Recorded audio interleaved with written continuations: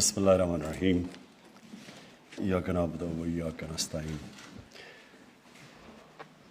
2019 میں ایک اوورسیز پاکستانی جن کا نام عرفان علی تھا اور غالباً گریس سے انہوں نے پرائم منسٹر کے پورٹل پہ ایک میسج بھیجی اور وہ میسج یہ تھی کہ انہوں نے کہا کہ یہ اتنا مشکل پروسیس ہے یہ پاور آف اٹرنی کا کہ ایک اوورسیز پاکستانی کے لیے بڑا ہی مشکل ہوتا ہے اور ٹریول کرو اور پھر جاؤ اور پھر دیر لگتی تھی اور فزیکل پریزنس ہونی چاہیے تھی تو اور جس طرح کہا گیا یہ چھوٹا نمبر نہیں ہر سال جس کو پاور اٹرنی چاہیے ہوتی ہے، کوئی 75,000 پاکستانیوں کو سالانہ یہ اس پروسیس سے گزرنا پڑتا تھا۔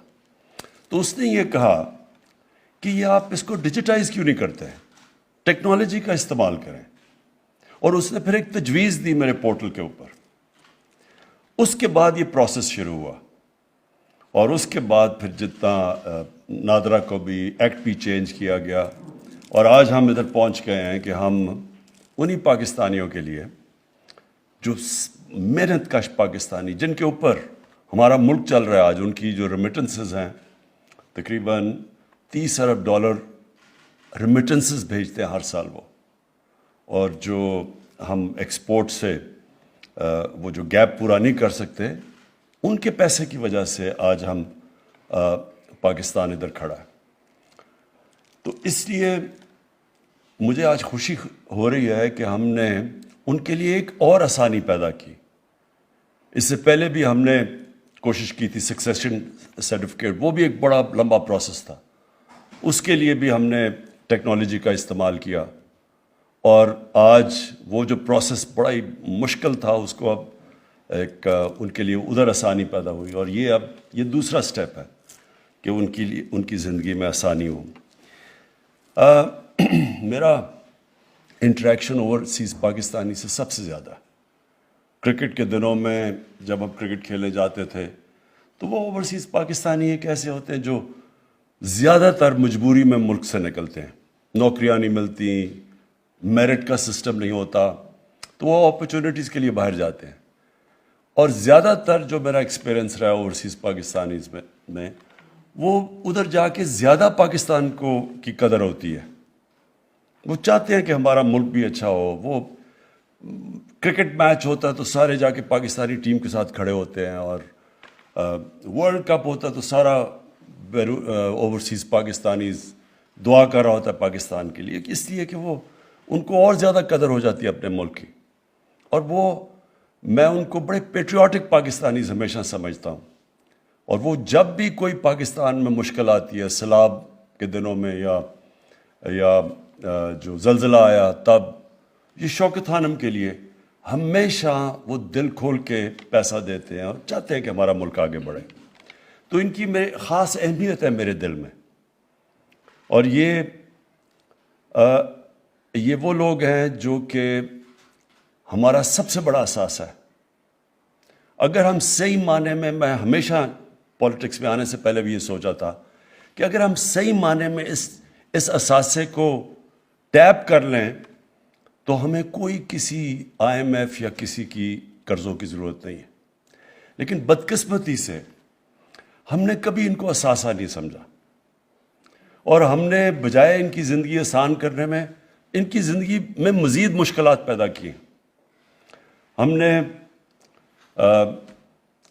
ان کی جو انویسٹمنٹ، کیونکہ وہ بزنسز جب بھی وہ کرنے کی کوشش کرتے ہیں پاکستان میں ان کو زیادہ تر نقصان ہوتا ہے، کیونکہ وہاں ہمارا جو سسٹم بدقسمتی سے اس میں اتنی کرپشن آ چکی ہے، اور وہ اس سسٹم کے عادی ہو چکے ہیں جدھر کرپشن نہیں ہے، تو وہ جب یہاں آ کے کام کرتے ہیں ان کے لیے بڑا مشکل ہوتا ہے یہاں کام کرنا، اور وہ زیادہ تر جو میں میڈیم والوں کی بات کر رہا ہوں وہ کوشش کر کے وہ بیچاری بزنس فیل ہو کے واپس چلے جاتے ہیں، لیکن ترستے ہیں پاکستان میں آنے کے لیے۔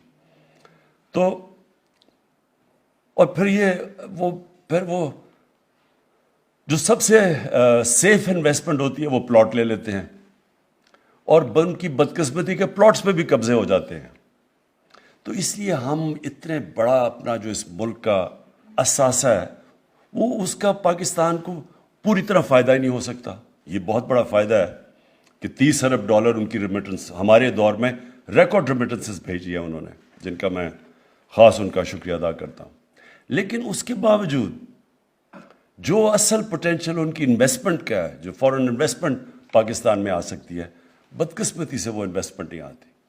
اور میں پھر سے ریپیٹ کرتا ہوں کہ ہم نے اس طرح ان کو سروس نہیں دی. ہمیں تو ان کو اپنا جو آپ کا سب سے بڑا اثاثہ ہوتا ہے اس کی تو آپ کو بڑی قدر کرنی چاہیے، اس کی زندگی آسان کرنی چاہیے، اس کو سروس کرنا چاہیے. جس طرح آپ کے کوئی بھی اگر بینک ہے تو اس کے بڑے بڑے کلائنٹس ہیں تو وہ تو ان کو خاص سروس دیتا ہے. بڑے کلائنٹس کو ہر کوئی مارکیٹنگ کرتا ہے اور ان کے لیے پی آر کرتا ہے جو ان کے بڑے کلائنٹس ہوتے ہیں. تو ہمارا تو یہ سب سے بڑا اثاثہ ہے. تو ہماری گورنمنٹ کی پالیسی پہلے دن سے ہے کہ ہم نے اب اس کو اون کرنا ہے اور ان کو اسی طرح ان کو رکھنا ہے جیسے ایک قوم اپنے سب سے بڑے اثاثے کو رکھتی ہے. تو یہ تو ایک قدم ہے. سکسیشن سرٹیفکیٹ ایمبیسیز کو، جس طرح ابھی فارن منسٹر نے آپ کو کہا کہ ہم نے ان کو کلیئر انسٹرکشنز بھیجے ہیں کہ ایمبیسیز کو جو ہمارے خاص طور پہ جو ہمارے محنت کش سعودی عربیہ، U A E, middle east کے اندر جو صبح سے لے کے شام تک کام کر کے پیسہ بھیجتے ہیں یہاں، ان کے لیے خاص طور پہ ان کو سروس کرنا، ان کی مدد کرنا، ان کی زندگی آسان کرنا. اور اس کے لیے اب ایک فارن منسٹر نے پورٹل بھی بنایا ہے جو وہ ڈائریکٹ کوئی بھی اب بتانا چاہے کہ ہمارے کوئی مسئلے کیا ہیں تو وہ ڈائریکٹ یہاں فارن منسٹر کے پورٹل کے اوپر آ سکتے ہیں. جس طرح ہمیں یہ گریس سے ایک اوورسیز پاکستانیز نے بتایا یہ اس کا پاور آف ٹرنی کا، اس طرح ان کو بھی بڑی اچھی انفارمیشن آئے گی اب انشاءاللہ، کیونکہ وہ اب کنیکٹ ہو گیا ان سے آن لائن. جو مجھے کل خاص طور پہ خوشی ہوئی کہ ہم نے اب اوورسیز پاکستانیز کو شامل کر لیا پاکستان کی ڈیموکریسی کے اندر. اب ان کو جو ووٹنگ رائٹس ملے ہیں، میں آپ کو بتاتا ہوں اس کا فائدہ کیا ہے. اس کا فائدہ یہ ہے کہ اب ہر گورنمنٹ مجبور ہو جائے گی کہ اپنے اوورسیز پاکستانیز کی قدر کرنا، کیونکہ وہ ووٹ ڈال سکتے ہیں. جب وہ ووٹ ڈالیں گے تو وہ تو اس گورنمنٹ کو ووٹ دیں گے جو ان کی زندگیاں بہتر کرے گی، آسان کرے گی.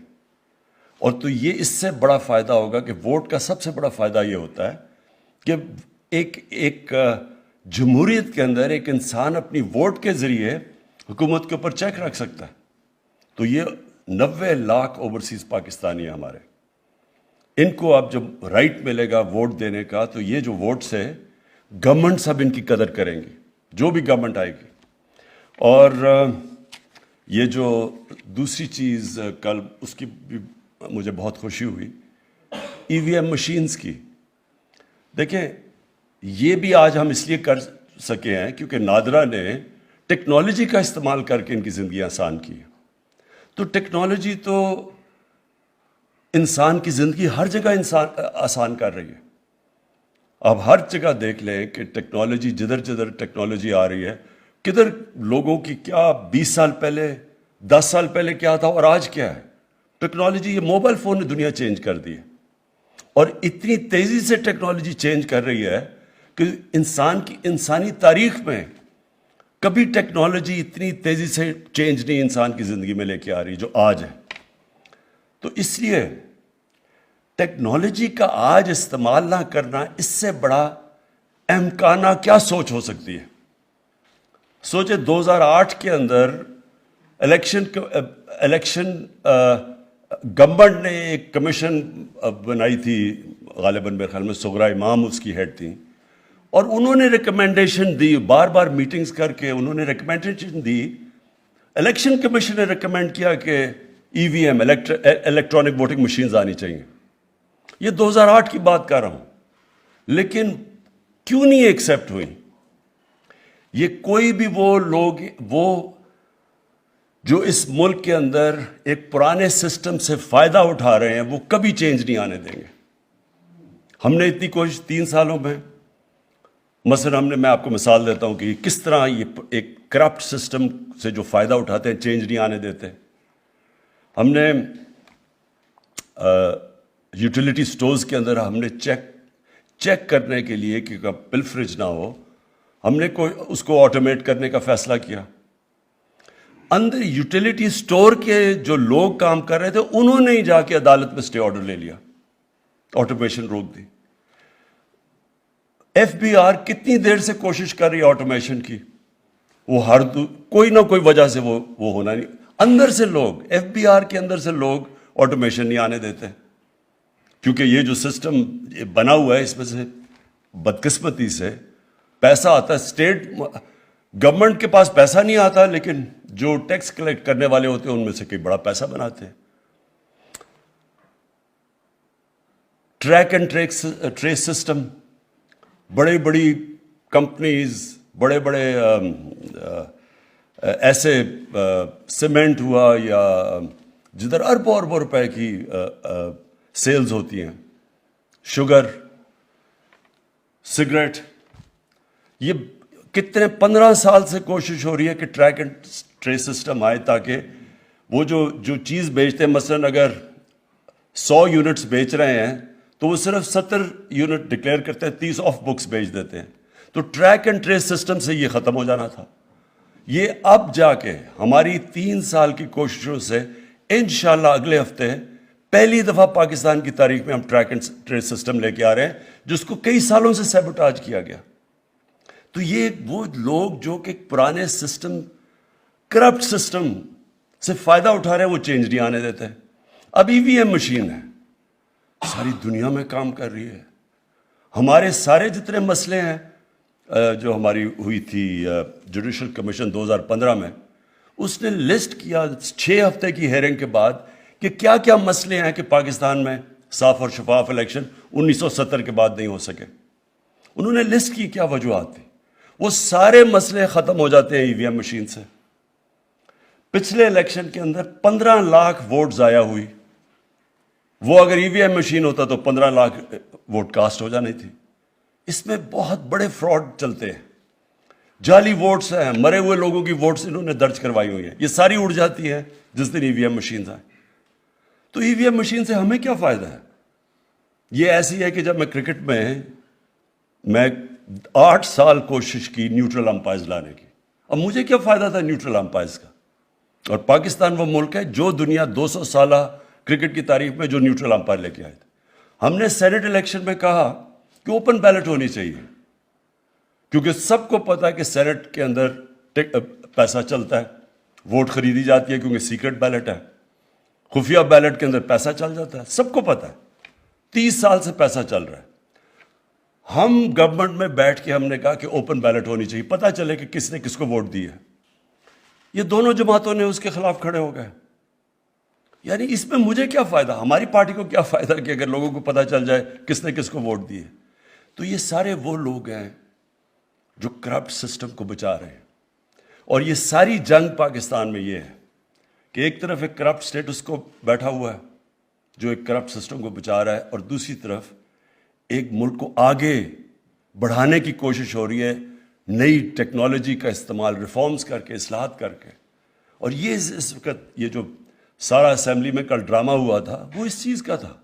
کیوں روک رہے ہیں آپ اوورسیز پاکستانیز کو ووٹ ڈالنے میں؟ ان کی پیسہ تو آپ لے لیتے ہیں لیکن وہ ووٹ نہیں دے سکتے. ان کے پیسے پہ ملک چلتا ہے لیکن ووٹ نہیں ہم نے لینے دینا ان کو. ای وی ایم مشینز 2008 سے کوشش کر رہے ہیں لیکن یہ بلاک کر رہے ہیں. آج کیونکہ میں اوورسیز پاکستانیز کو ایڈریس کر رہا ہوں اور میں ان کو یہ کہنا چاہتا ہوں کہ ہماری گورنمنٹ ایک تو بہت خوش ہے کہ آپ کو ووٹنگ کا رائٹ ملا، اور اب ہم آئی ووٹنگ کے ذریعے آپ شامل ہوں گے پاکستان میں. پاکستان کی گورنمنٹ سینسٹیو ہوں گی کہ اوورسیز پاکستانیز کی کیا پرابلمس ہیں. اور دوسرا، ان کی ہم نے زندگی آسان کی ہے اور انشاءاللہ ان کی زندگی مزید ان کے لیے ہم اور سہولتیں پیدا کرتے جائیں گے، ان کو یہ بتانے کے لیے کہ پاکستان کی قدر کرتا ہے. شکریہ.